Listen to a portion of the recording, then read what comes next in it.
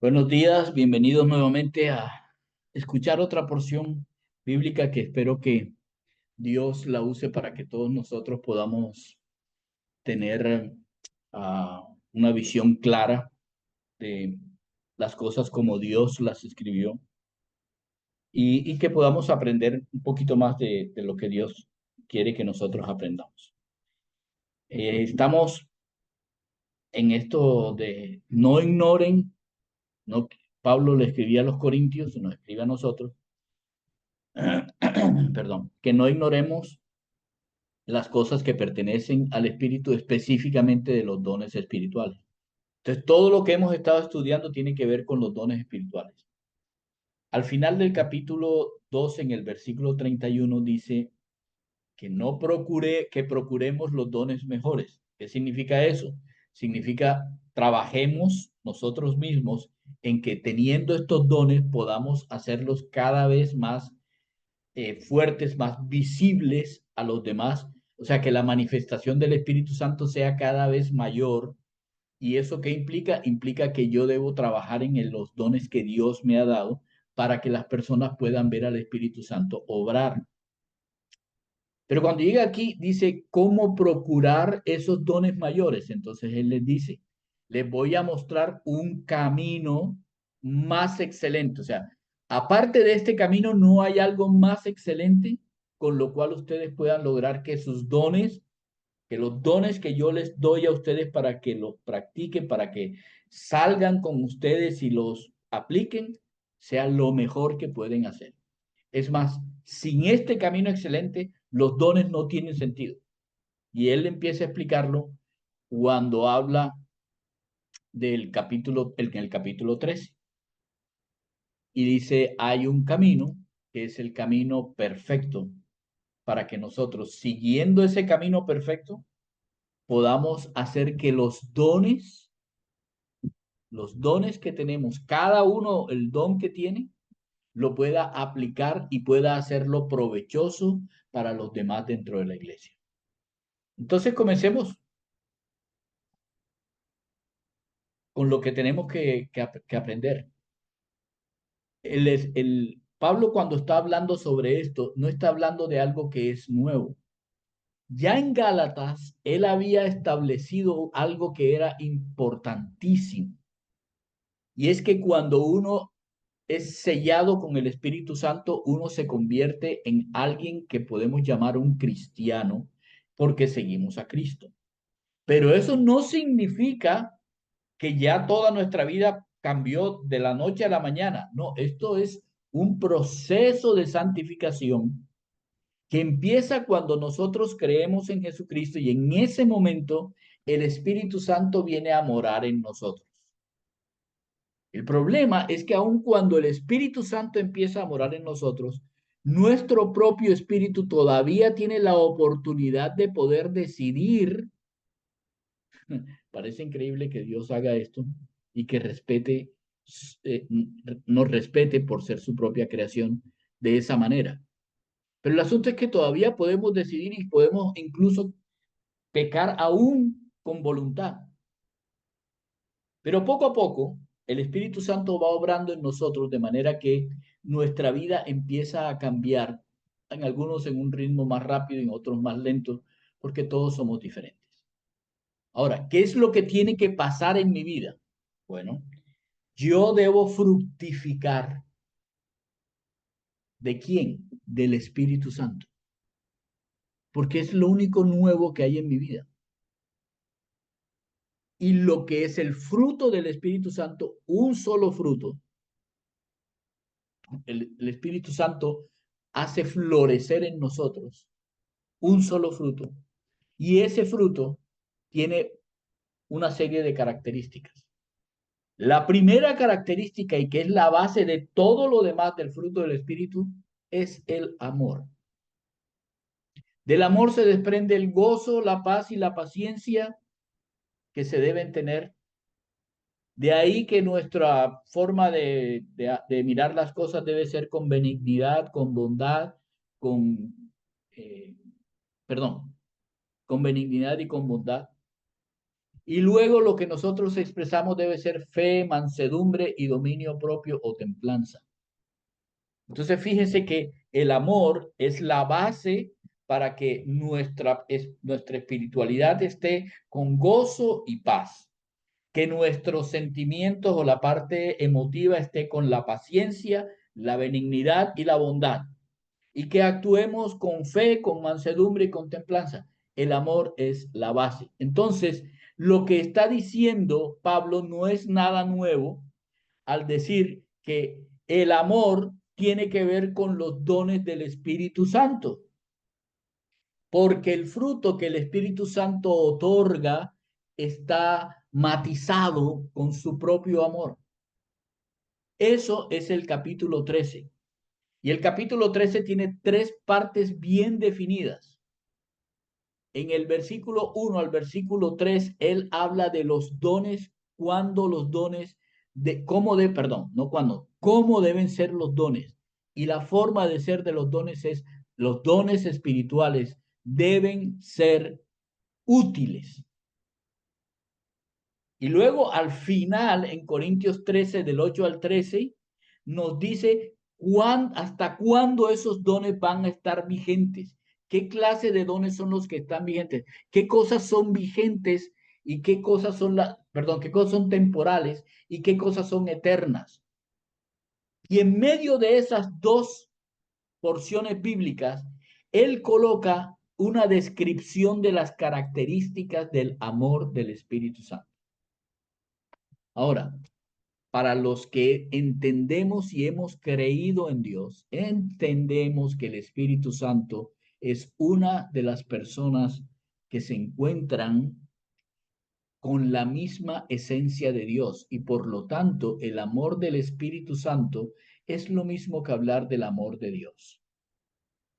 ¿Cómo lo encontramos nosotros en la Biblia? Es el amor que en griego es ágape, transliterado es el amor, transliterado es ágape y que es el amor de Dios. De eso es lo que vamos a hablar primeramente. Empecemos sobre lo que es la base, el amor del Espíritu Santo. Acompáñenme por favor a Primera de Corintios capítulo 13, del versículo 4 al 7. Primera de Corintios 13, del 4 al 7.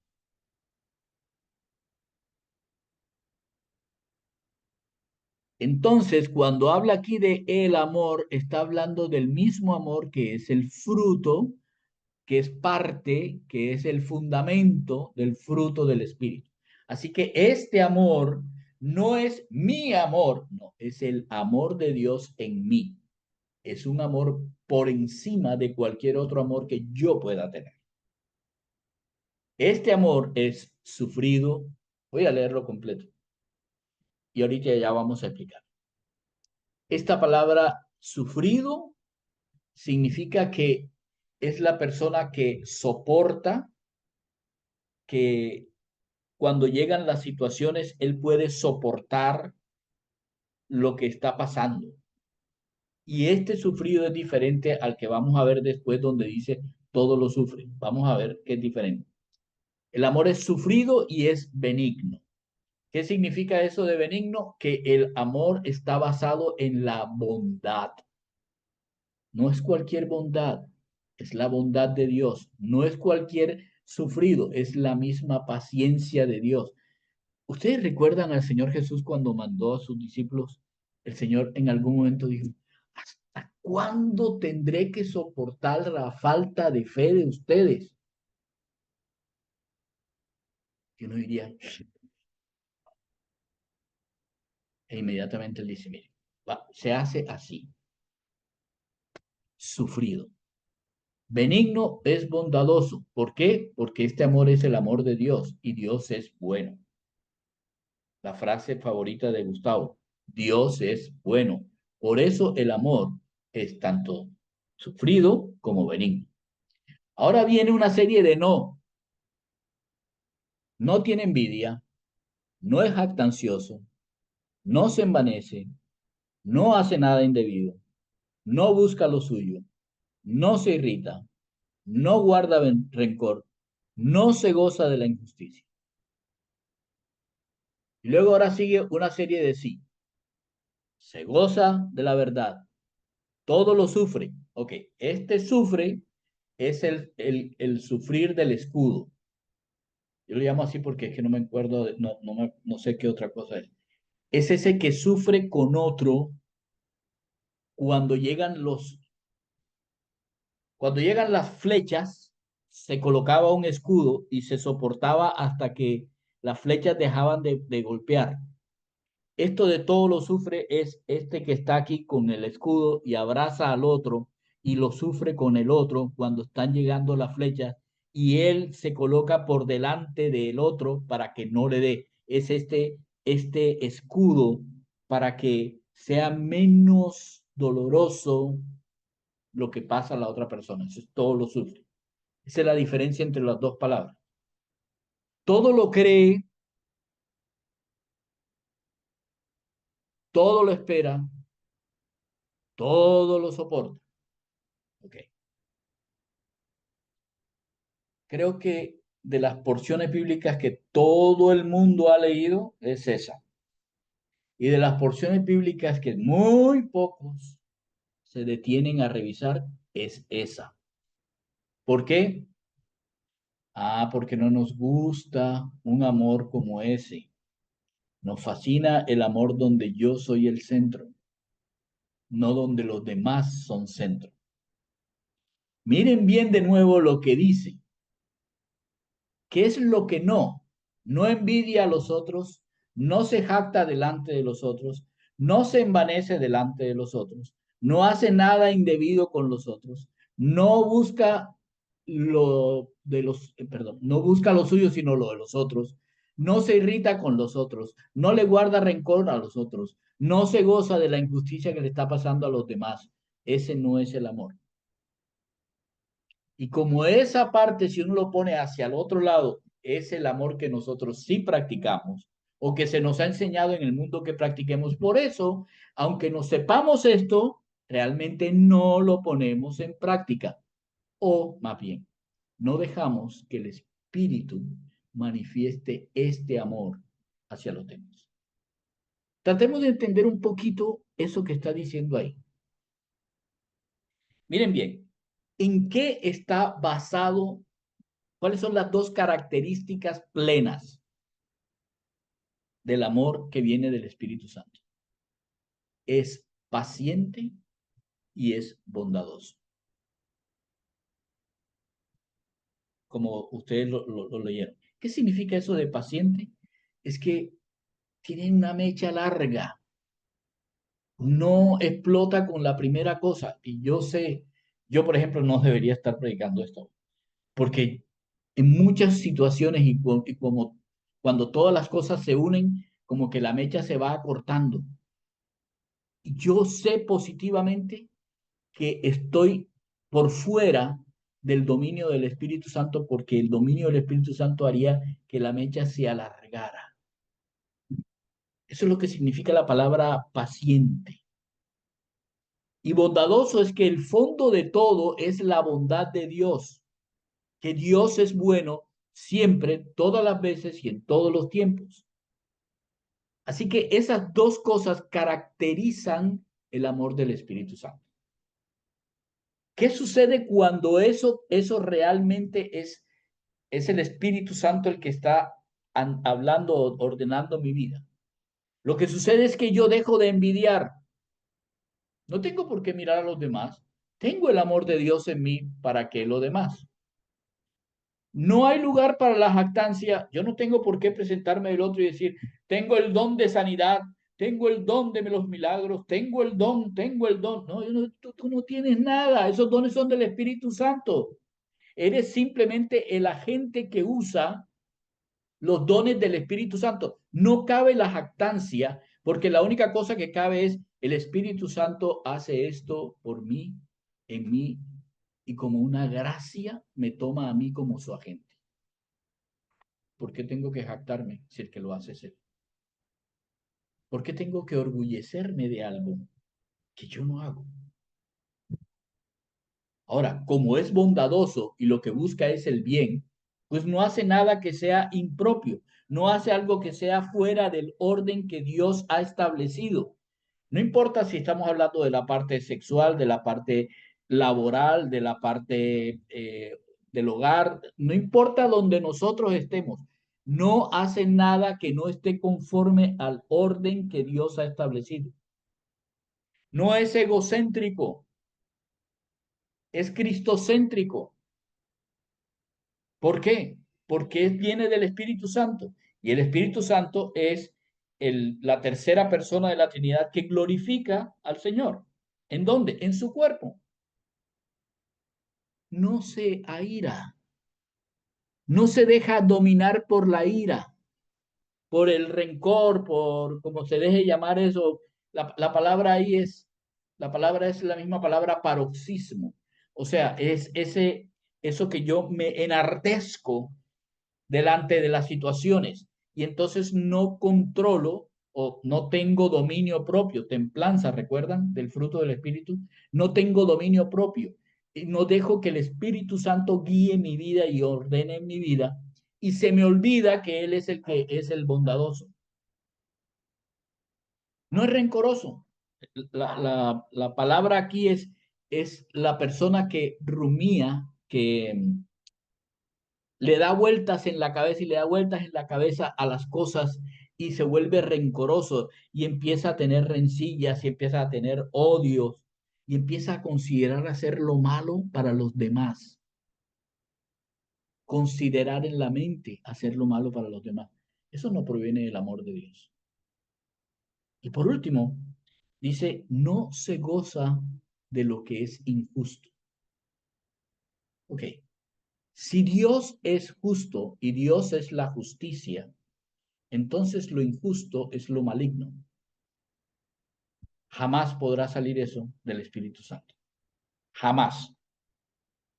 Así que ahora entendemos, el amor de Dios no envidia, no es jacta, no es orgulloso, no hace nada impropio, no es egocéntrico, no es airado, no es rencoroso y no es maligno, simple y llanamente porque el amor de Dios corresponde al amor del Espíritu Santo y el amor del Espíritu Santo es tanto paciente como bondadoso. Por lo tanto, lo que sí es que se alinea con la verdad. O sea, se alinea con la palabra de Dios, se goza con la verdad. Eso de gozarse significa que está más pendiente de lo que Dios dice que de lo que dicen los demás. Está más pendiente de hacer conforme a la palabra de Dios que con lo que dicen los demás. No, cuando yo estoy dominado por el Espíritu Santo y el amor del Espíritu Santo está en control de mi vida, yo definitivamente voy a hablar con la verdad. Voy a actuar conforme a la verdad. El que es paciente y es bondadoso en el amor de Dios, protege. Ese es el todo lo sufre, protege. No está señalando, no está colocando el dedo en la llaga, no está juzgando como si él fuera la persona que puede. No, al contrario, siempre está buscando la reconciliación, proteger. ¿Por qué? Porque todo el tiempo está confiando. Todo el tiempo está confiando. Esa es la fe, confianza. Cuando yo tengo el Espíritu Santo gobernando mi vida, mi confianza crece. Ah, es que tienes una autoestima baja. Ok. ¿Cómo se hace para la autoestima alta? Si alguien te llega a preguntar, es confía en el Espíritu Santo. Nadie hay más que sea más grande que Dios. Es la estima a la que Dios me tiene a mí. Y yo confío en esa estima. Y por lo tanto, en el amor de Dios, en su longanimidad, en su paciencia para conmigo y su bondad, yo puedo vivir confiado y no solamente confiado, sino mirando hacia el futuro, con la esperanza de ver lo que Dios ha dicho que me va a dar. Ahora bien, esto es supremamente importante. ¿Por qué? Porque aquel que está gobernado en el amor de Dios, en el amor del Espíritu Santo, es alguien que deja las cosas del pasado en el pasado y deja de estar pensando en lo que me hicieron. No tengo por qué estar pensando en lo que me pasó. Estas cosas son las personas que se quedan pensando en lo que me pasó. Estas son las personas que ponen sus ojos en el futuro, en la esperanza.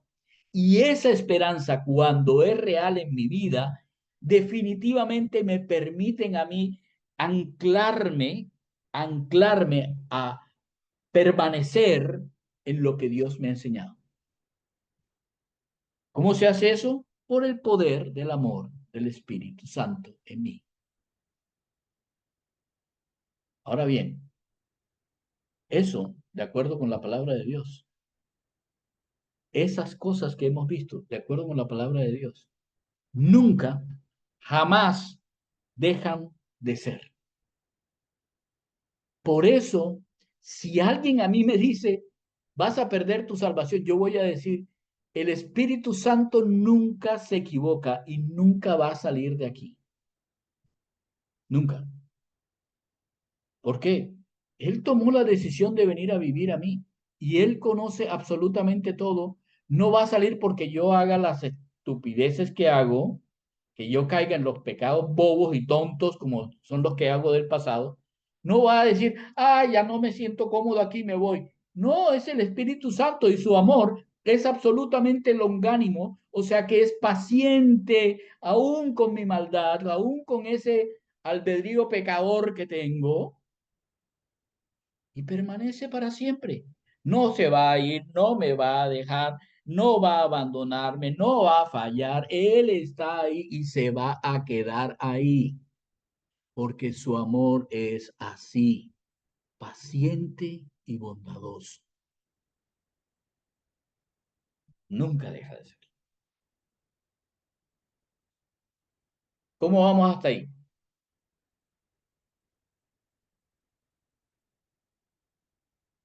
¿Cómo vamos hasta Bien, ahí? bien, Ah, bien. ¿está claro? Chévere, chévere. Entendimos bien Chévere. lo que es el amor, porque esto, acuérdense, esto es lo que está en el centro y ahora vamos a ver las dos cosas que están a los lados con respecto a los dones espirituales. Entonces, vayamos a cuándo los dones son útiles. ¿Qué? ¿Podemos tener dones inútiles? Ah, sí. Los dones necesitamos que sean útiles, porque un don que no es útil no es provechoso. Y recuerden de lo que estudiamos la semana pasada. Los dones fueron dados para el provecho de la iglesia. Si los dones no son útiles, no aprovechan a nadie. Así que vamos a leer, vamos a estudiar. Si yo hablase lenguas humanas y angélicas, escuchen bien, está hablando de los dones que ya nos mencionó en el capítulo 12, el don de lenguas. Entonces dice Pablo, si yo hablase lenguas humanas y angélicas, entonces aquí es cuando uno le empiezan a enseñar que cuando tú haces un montón de cosas raras, estás hablando el lenguaje de los ángeles y por eso nadie te entiende.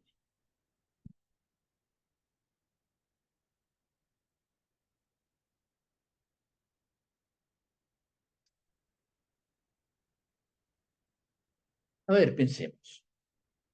Si los ángeles son mensajeros y un mensajero viene aquí a mi casa, que hablo español, y me habla en ruso, ¿creen ustedes que sería un buen mensajero? ¿No? No, pero los ángeles son buenos mensajeros. Entonces, cuando un ángel va a hablar, me va a hablar en la lengua en que yo puedo entender, si me va a dar un mensaje. Así que no se dejen engañar de que cuando un ángel, que yo estoy hablando lenguaje angelical y por eso es que no me entienden, eso es un engaño. Ahora, en este caso, Pablo está diciendo, miren, si yo hablara lenguas humanas, lenguas de esta tierra, o hablara las lenguas de los extraterrestres, por llevarlo allá a lo que no podemos ver. De una vez, oye, ¿cuál es el problema con los extraterrestres? Claro que existen extraterrestres. Qué tontería. Pues claro que existen, son ángeles. ¿Qué clase de ángeles? Ah, eso sí hay que tener mucho cuidado qué clase de ángeles. Pero dice Pablo, si yo hablase lenguas humanas y angélicas, eso quedó claro también lo de los ángeles. Sí, ok. Y no tengo amor. ¿Cuándo la hablar en lenguas se convierte en inútil? Cuando viene a ser como un metal que resuena o un címbalo que retiñe. Significa que no sabes lo que dice, no hay eficacia en su mensaje. Por lo tanto, lo que tú hablaste no significó nada y como no significó nada es inútil. Es inútil. Si a ti llega alguien y te habla en una lengua que dice que es angélica y te está hablando de una cosa que tú no entiendes y que a tus oídos es como un metal que resuena o un címbalo que retiñe, ese mensaje es inútil y por lo tanto no es guiado por el Espíritu Santo, quien es el Espíritu de Dios y que no hace nada impropio, nada desordenado. ¿Cuándo entonces son útiles? Pues cuando las lenguas y el mensaje que me están dando lo puedo entender. Estamos hablando de la iglesia, ¿cierto? Ah, pero Luis Carlos, perdón. ¿Y qué pasó allá en Pentecostés? Pregunta.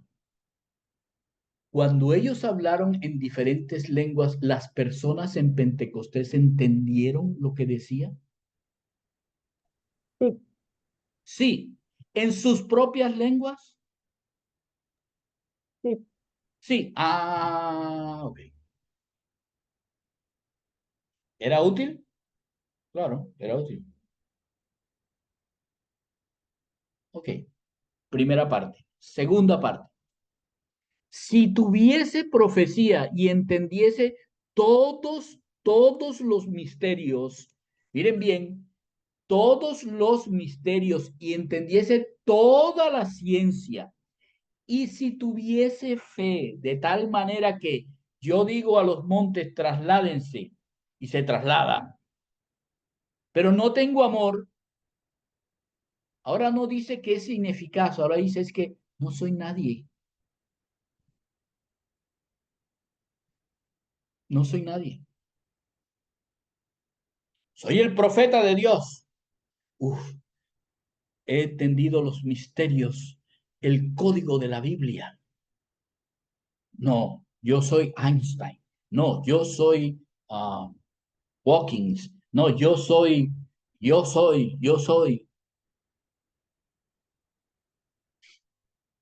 Si no hay el amor de Dios, no eres nadie.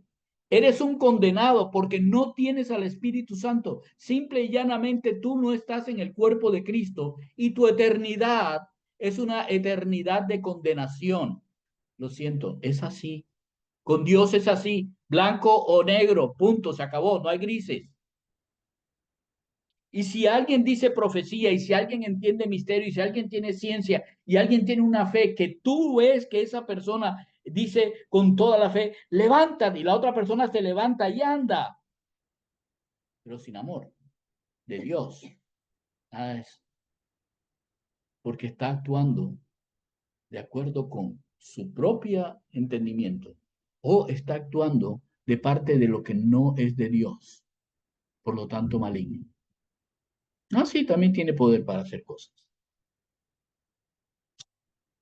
Entonces la profecía, los hablar misterios y ciencia y la fe serían también inútiles.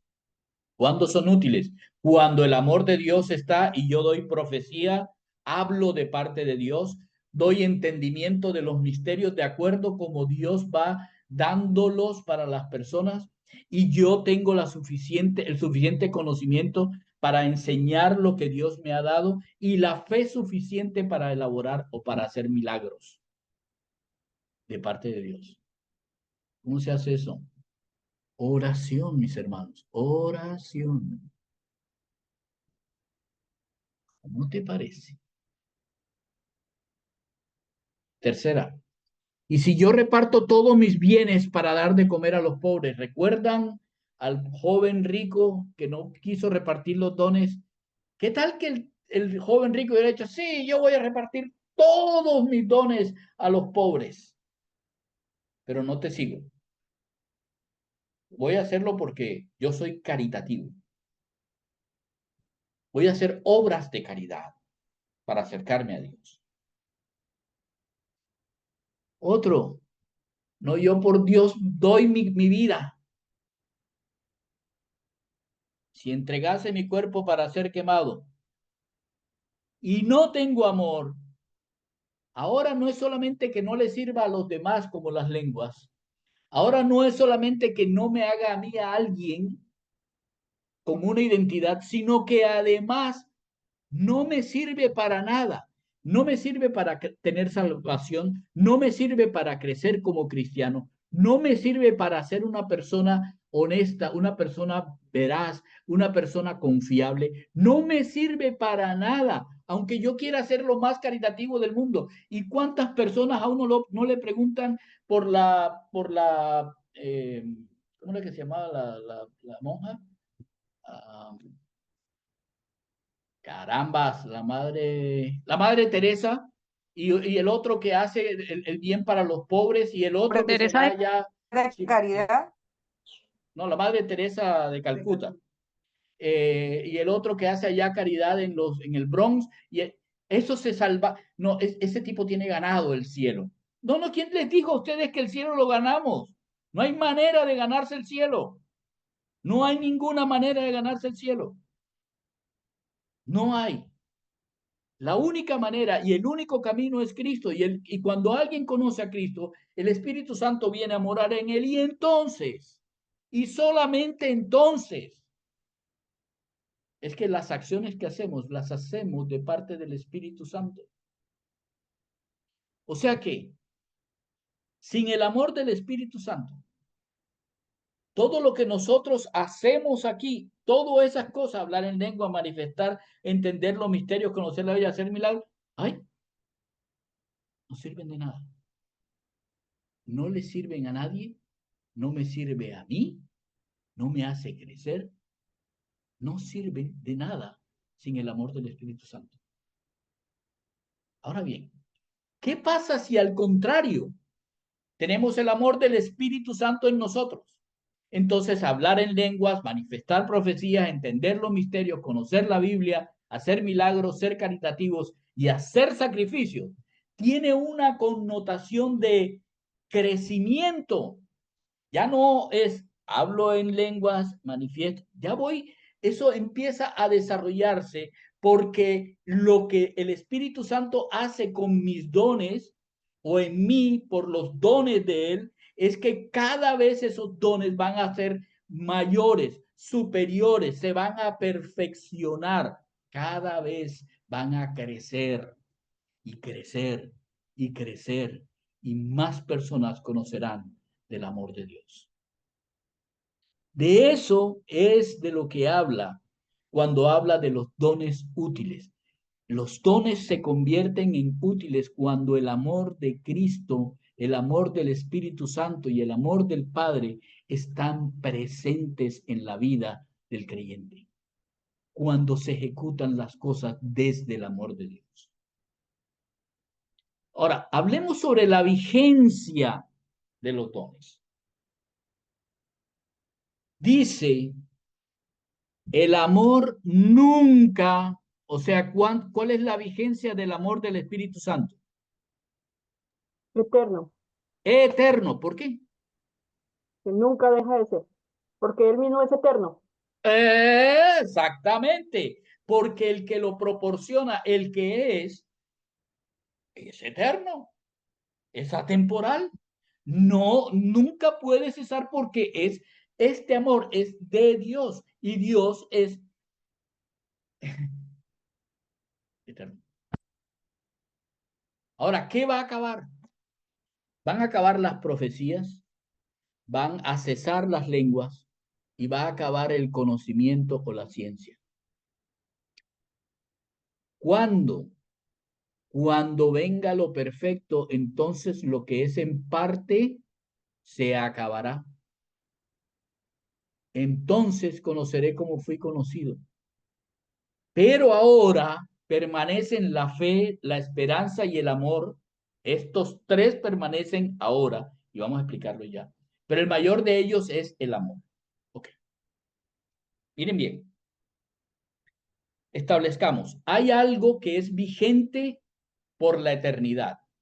Esa vigencia de la eternidad es el Espíritu Santo, el Espíritu de Dios, Dios mismo, y nosotros, por la influencia del Espíritu Santo en nosotros, que nos selló para la eternidad.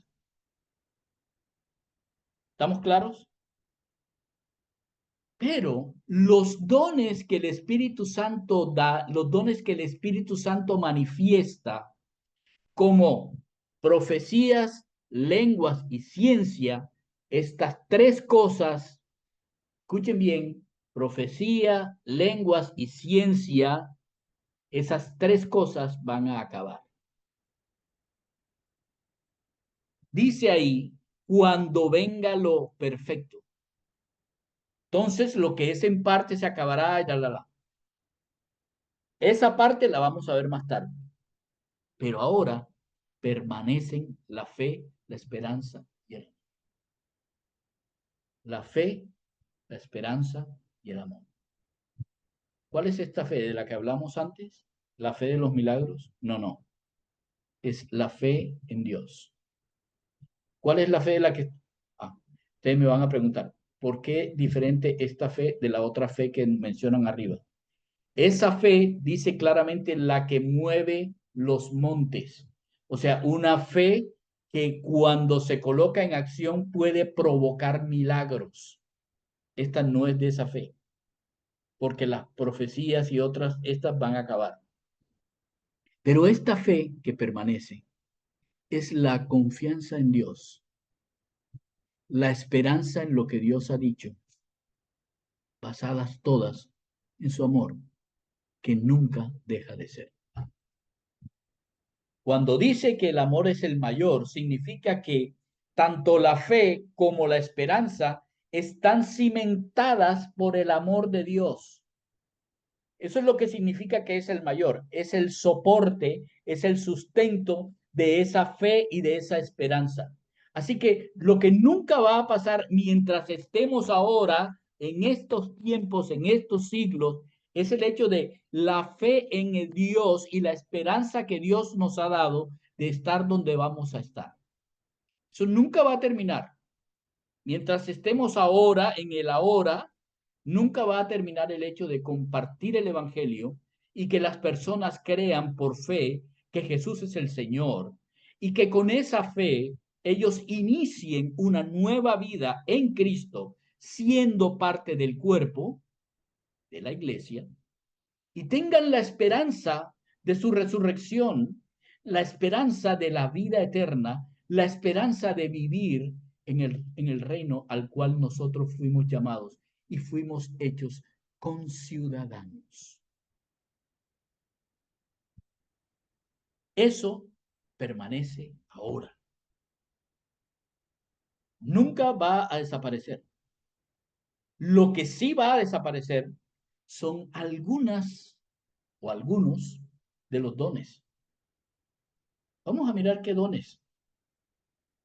¿Qué dice ahí? Profecías, lenguas y ciencia. Ténganlo en cuenta, por favor. Entonces, miren bien. Profecía, ¿cuál es la otra? Lenguas y la otra, ciencia. Miren las explicaciones que aparecen aquí. En parte conocemos y en parte profetizamos. Ciencia y profecía.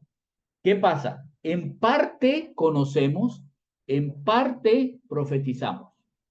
Cuando estaba en ese tiempo en Corinto, estaban profetizando, todavía no teníamos el canon completo, y teníamos solamente una parte de lo que profetizaban. Entonces en una parte profetizaban, escribían, miren, fulanito de tal, la profetiza tal, dijo tal y tal cosa, y eso se escribía, va a venir esto, va a pasar aquello. Pedro escribía, Juan escribía, Pablo escribía profecías, y cuando venga el tribunal de Cristo, etcétera, etcétera. Pero no podían ver el todo. Cuando venga lo perfecto, entonces lo que es en parte se acabará.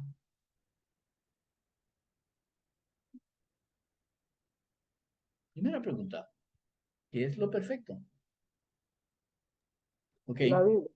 dice ahí, lo perfecto es lo que acabará, no, perdón, lo perfecto es lo que va a dejar sin piso cuando lo que es en parte esté. ¿Qué es lo que dice ahí mismo que está en parte? La profecía, La lengua y la ciencia. Ahí dice, porque en parte. conocer la ciencia y la profecía. Ah, muy bien. Entonces, lo que viene perfecto tiene que ser algo que nos explique el conocimiento de Dios y algo que nos explique la profecía y que podamos entender el cumplimiento de la profecía. ¿Qué es eso? El Señor. La palabra de Dios. La palabra de Dios. Cuando la palabra de Dios esté completa, el Nuevo Testamento esté completo, entonces lo que es en parte dejó de estar en parte para convertirse en completo. Ay, le faltaron unos libros. Ay, le sobraron unos libros. Ay, no nos importa que digan lo que quieren decir. Cuando nosotros leemos lo que dice y cómo lo dice y en el tiempo en que lo dice, nuestro corazón sabe que es verdad, porque el Espíritu Santo es el único que puede hacer así a lo que está escrito. Lo que está escrito, lo que interpreto no, lo que está escrito. Así que cuando llegó la Biblia y se completó, el conocimiento que era en parte con respecto a los misterios de Jesucristo como el Mesías y todo lo que tenía que cumplirse, eso ya quedó. Y la profecía sellada. En el libro de Apocalipsis dice a Juan, el último de los que estuvo con Jesús, le dice a Juan, cierra. Y se cerró. Se acabó. Ahora viene una analogía. Cuando yo era niño, escuchen bien, hablaba como niño, pensaba como niño, juzgaba como niño, mas cuando ya fui hombre, dejé lo que era de niño. Entonces, ¿qué nos está diciendo la analogía del niño? Es un proceso de crecimiento. No creas que porque ya conociste al Señor Jesús como tu Señor o reconociste al Señor Jesús como Señor, ya se acabó. No, es un proceso de crecimiento. Y en el principio vas a decir, vas a pensar y vas a juzgar cosas como si fueras un niño. Pero poco a poco y a medida que vas conociendo lo perfecto, vas hablando de otra manera, vas a mirar las cosas con mayor entendimiento. Todos los que estamos aquí, hemos dicho en algún momento de nuestra vida, hemos dicho, oiga, pero si ya yo eso lo había estudiado, ya había pasado por ahí y ahora resulta que me dice otra cosa que no me había dado cuenta. ¿Se han dado cuenta de eso? ¿Alguien le ha pasado eso? Bastantes. Ok, escúcheme bien lo que está diciendo aquí. Dice, lo que está escrito. No se cambiaron las palabras, no se cambiaron los símbolos, ni nada. No, lo que está escrito, está escrito. El que cambió fuiste tú para que pudieras verlo de forma diferente. Antes lo mirabas como niño, ahora lo miras como un hombre, como alguien que ya ha crecido en su fe. Ahora ya tiene explicación la pregunta de, pero ya yo había pasado por ahí. ¿Cierto? Luego de la analogía del niño viene otra analogía, la analogía del espejo. Ahora, los espejos no son como los espejos nuestros, donde nosotros podemos ver hasta los mínimos detalles de lo que tenemos. No, los espejos de antes eran un metal que lo pulían y lo pulían hasta que lo bruñían muy bien, de manera que había un reflejo de tu cara. Pero era un reflejo como oscuro y dependía del metal que hubieran bruñido. Así que cuando habla aquí del espejo, no está hablando del espejo como uno lo entiende ahora, sino de un espejo donde tú te miras oscuramente. Y dice que al contrario veremos cara a cara.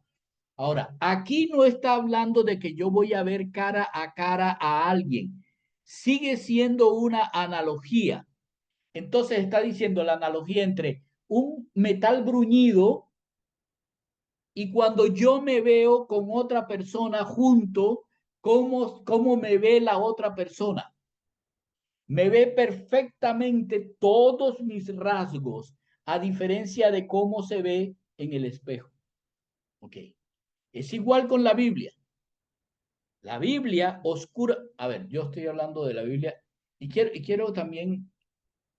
Voy a pararme un momento y voy a hacer un paréntesis. Hay personas que piensan que aquí está hablando de la venida del Señor Jesús. Pero eso significaría que todavía no podemos ver bien, que la Biblia no es confiable.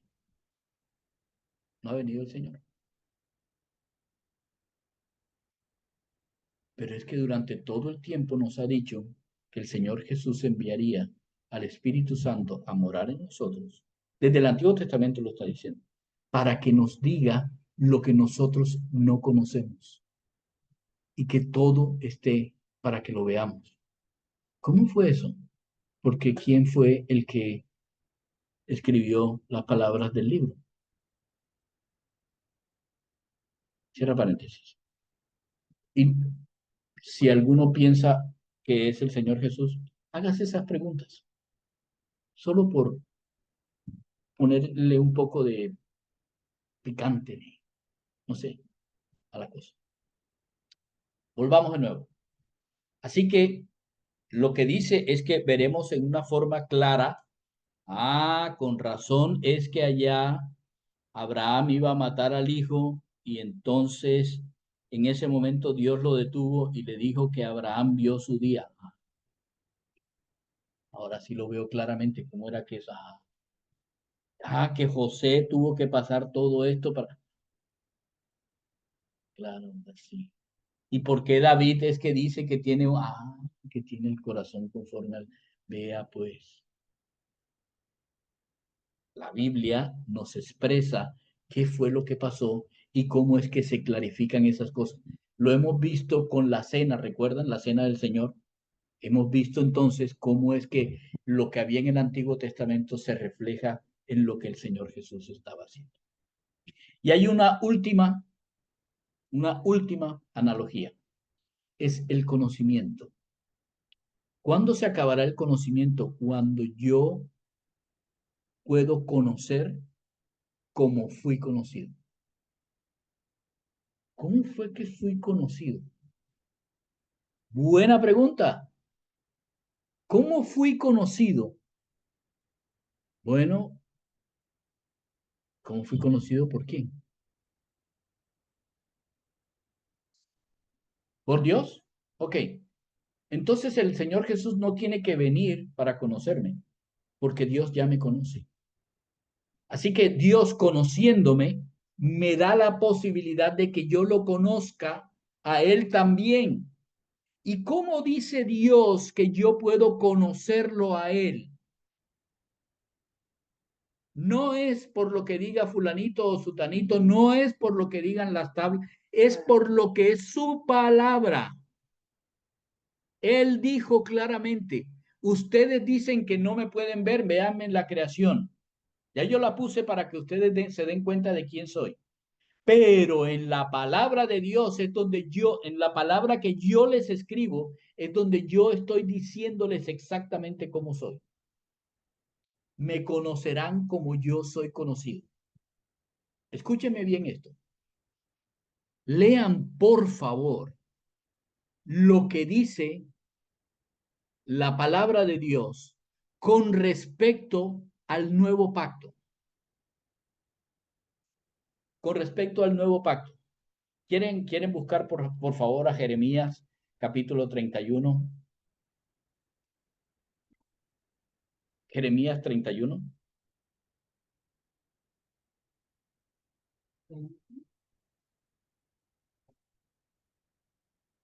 Ese es más fácil, Jeremías 31, 31. Vienen días, dice el Señor Jehová, en que haré un nuevo pacto con la casa de Israel y con la casa de Judá. No será como el pacto que hice con sus padres el día que los tomé de la mano para sacarlos de la tierra de Egipto, mi pacto que ellos invalidaron a pesar de ser yo su Señor, dice el Señor. Este será el pacto que haré. Pondré mi ley en su interior y la escribiré en su corazón. Yo seré su Dios, ellos serán mi pueblo, y ya nadie enseñará a su prójimo ni nadie a su hermano diciendo, conoce al Señor, pues todos ellos me conocerán, desde el más pequeño de ellos hasta el más grande, dice el Señor. ¿Qué es lo que está diciendo ahí? Yo pondré mi ley en su interior y la escribiré en su corazón. ¿Qué está diciendo Dios? Me colocaré yo mismo dentro de ustedes y les daré el conocimiento y nadie más. Eso dice el nuevo pacto. Nadie más dirá que no me conoce. Ellos me conocerán porque yo perdonaré su iniquidad y no me acordaré más de sus pecados.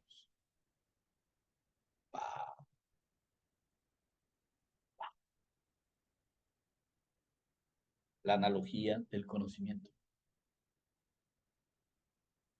¿Estamos claros hasta ahí?